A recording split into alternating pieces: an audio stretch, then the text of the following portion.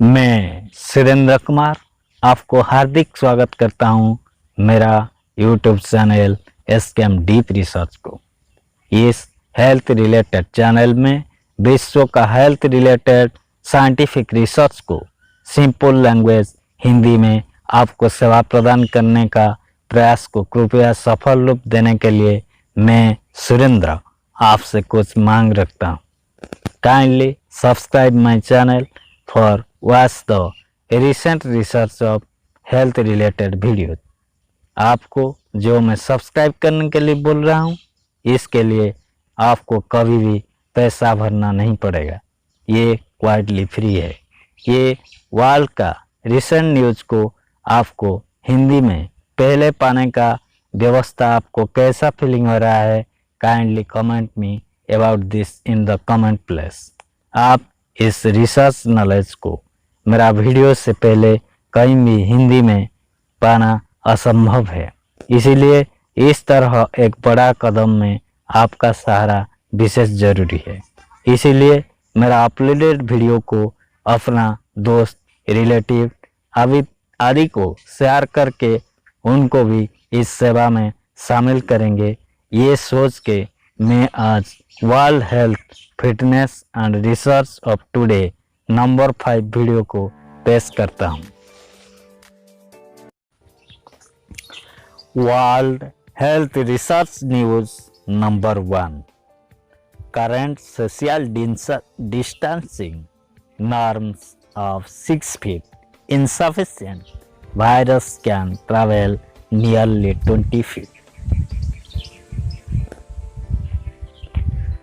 6 feet पर्याप्त की वर्तमान सामाजिक दूरी मानदंड वायरस लगभग 20 फीट की यात्रा कर सकता है। वायरस ले जाने वाले बूंदे 20 फीट तक की यात्रा कर सकती है, जिससे इसके प्रसार को रोकने के लिए 6 फीट की वर्तमान सामाजिक दूरी के मानदंड को अपर्याप्त माना जा सकता है। वैज्ञानिकों ने विभिन्न वायुमंडलीय स्थितियों के तहत खांसी, छींकने और सांस लेने से संक्रामक बूंदों से प्रसार का मंडल तैयार किया है और पाया है कि उपन्यास कोरोना वायरस ठंड और आर्द्र मौसम में 3 गुना अधिक तक फैल सकता है। शोधकर्ताओं के अनुसार अमेरिका में कैलिफोर्निया विश्वविद्यालय सांता बारबरा के लोगों सहित वायरस ले जाने वाले बूंदे 20 फीट तक की यात्रा कर सकती है, जिससे इसके प्रसार को रोकने के लिए 6 फीट की वर्तमान सामाजिक दूरी मानदंड को पर्याप्त बना दिया जाता है।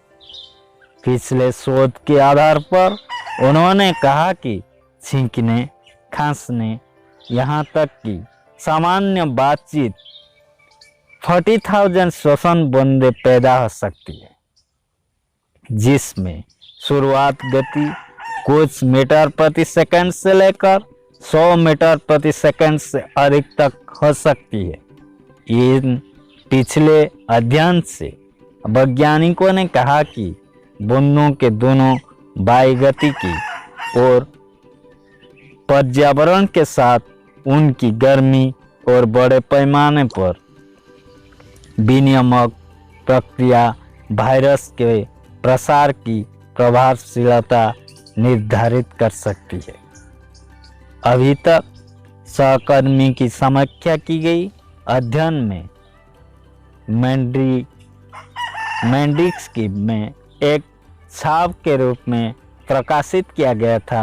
वैज्ञानिकों ने विभिन्न तापमान, आर्द्रता और वेंटिलेशन स्थितियों के तहत बाष्पीकरण, गर्मी हस्तांतरण और श्वसन बंधों के प्रक्षेप गति का पता लगाने के लिए एक व्यापक गणितीय मॉडल का उपयोग किया।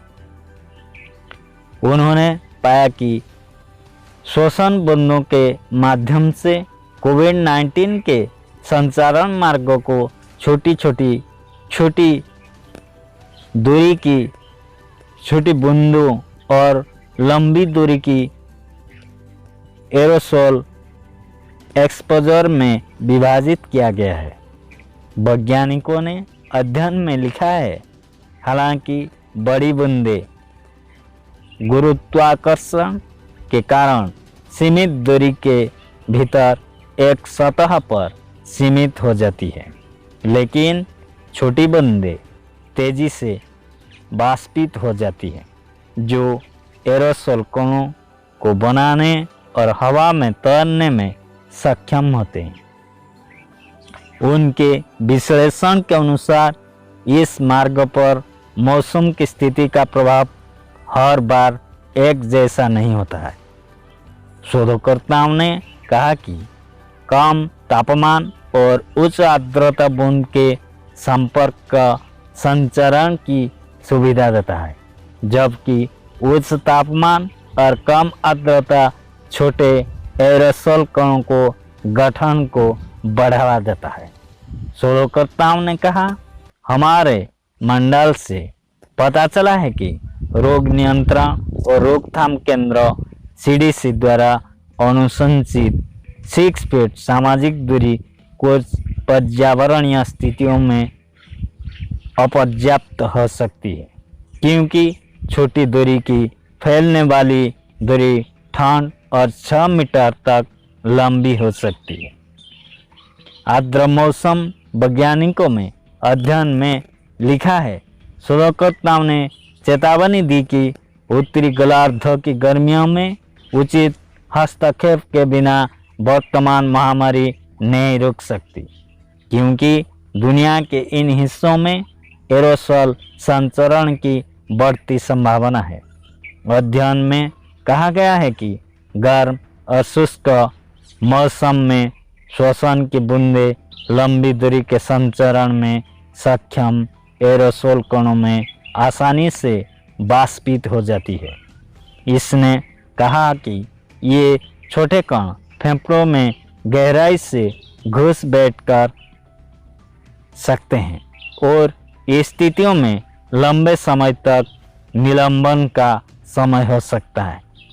शोधकर्ताओं के अनुसार कई सार्वजनिक स्थान एयर कंडीशनिंग सिस्टम को लागू करते हैं, जो अभी भी तापमान और आर्द्रता सेट बिंदुओं पर काम कर सकते हैं, जो छोटी बूंद परिवहन का पक्ष लेते हैं, जिससे लंबी दूरी के संचरण को रोका जा सकता है।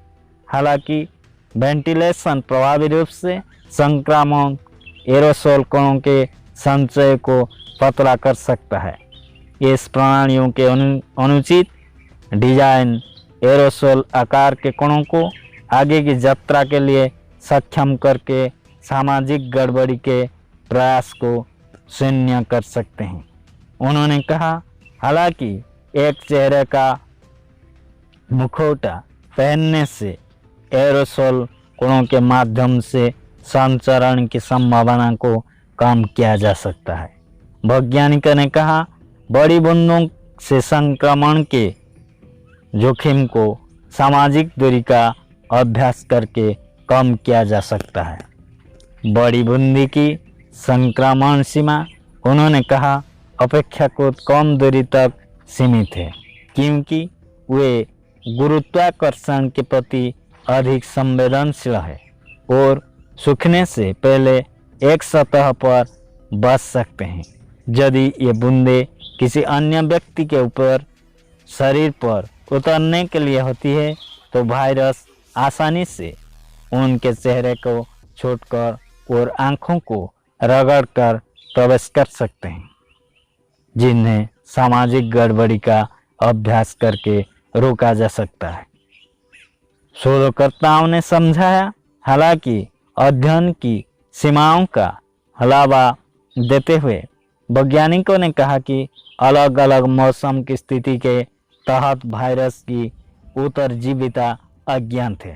तापमान और आर्द्रता जैसे पर्यावरणीय कारकों को वायरस के अस्तित्व और संचरण को प्रभावित करने के लिए जाना जाता है। वैज्ञानिकों 2002 और 2003 और इन्फ्लुएंजा के SARS महामारी के उदाहरण का हवाला देते हुए कहा, जिन्होंने मौसमी पर मौजूद निर्भरता दिखाई।